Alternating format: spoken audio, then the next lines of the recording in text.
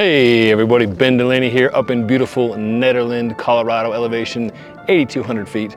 I just did the second annual Ned Gravel and it was rowdy, it was rocky, and I was glad to have a bit of suspension on this borrowed bike, the Lauf True Grit. I want to tell you about the bike, I want to tell you about the suspension, I want to first tell you a bit about the race for context. Like a lot of gravel races, Ned Gravel has a few different sizes so you can get in where you fit in. Everything from 20 mile up to the 140 mile ultra.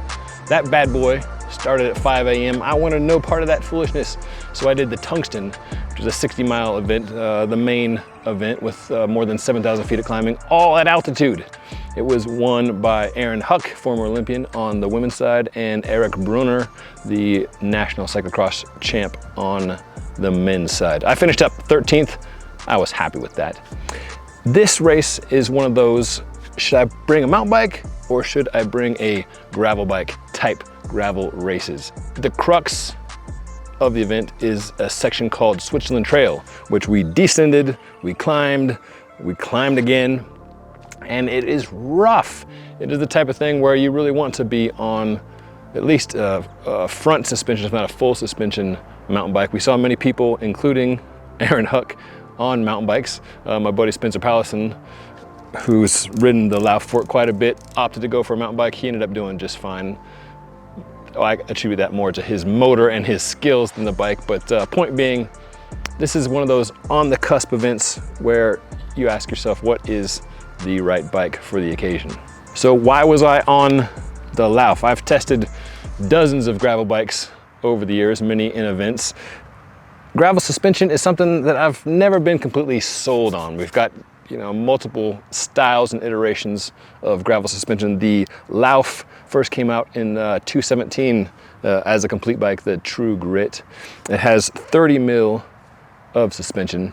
It's undamped, so when you stand up, you can feel it moving. To me, as a guy who rides road bikes a lot, that feels kind of weird. So I often give people grief when they're riding the Lauf Fork, including my buddy Benjamin Sharp, who, along with his wife Jennifer Sharp, were both riding these bikes at Bighorn Gravel last weekend, which was also just a super rowdy course. I was teasing them at the start. After the first rocky descents, I was wishing I had a bike like this, if not a bigger bike. So I asked Benjamin, hey, can I borrow your bike for this weekend at Ned Gravel? And here we are. With 30 millimeters of suspension, 3 centimeters, it's not enormous, but it's certainly 3 centimeters more than a rigid bike. Coming down Switzerland, I was still getting rattled to pieces. I wore some gloves. I seldom wear thick gloves for gravel races. I wore these chamois gloves, what I'm calling chamois gloves, the Elastic Interface, the brand that makes chamois pads for many cycling brands. You've probably got chamois from these guys in your closet.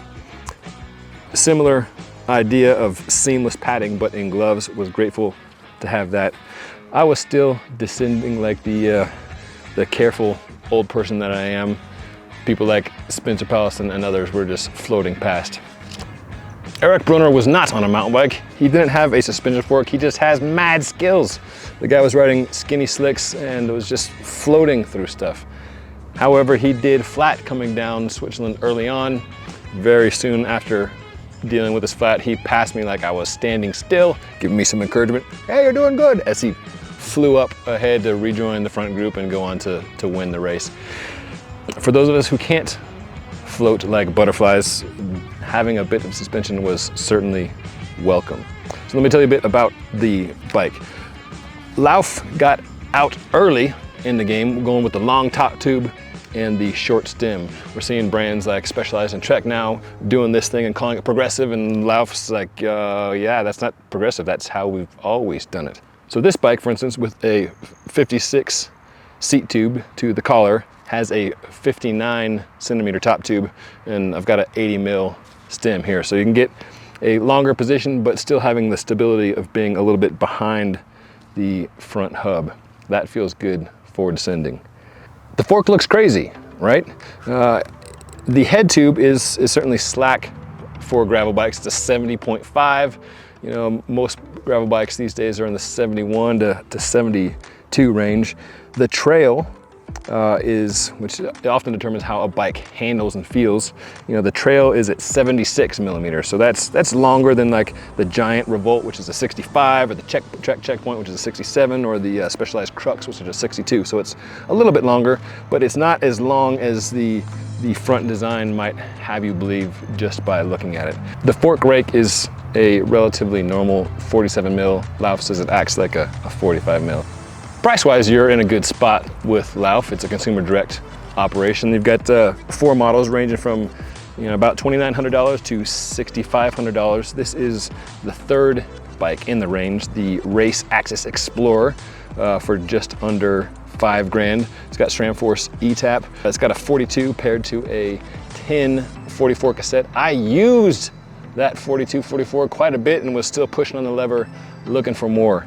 Yes, I got spun out on the paved downhill stretch, but I was certainly glad to have that low gear. Honestly, if this was my bike, I might go, and I had to have a one by, which you don't have to have on this bike. You can put a front derailleur on it as long as it's wireless. But if I were going to keep it as a one by, I would probably put the 1050 cassette on the back and a slightly bigger chain ring just so I could pedal both down the hill and up the hills. The Orbit clutch kept the chain where it should be on the chain ring, so no issues there with the chain jumping off, despite the course being excessively rowdy. Let's talk front suspension.